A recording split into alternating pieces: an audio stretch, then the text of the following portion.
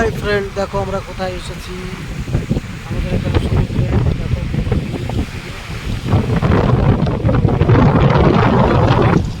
কোথায়, এই দেখো একটা জেলি ফিশ। জেলি,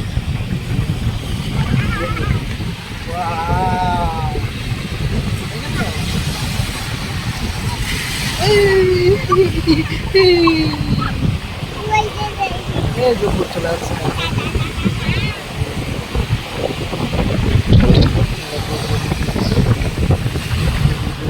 এই দেখো মাছ ধরার লোক আছে, বোট আছে এখানে।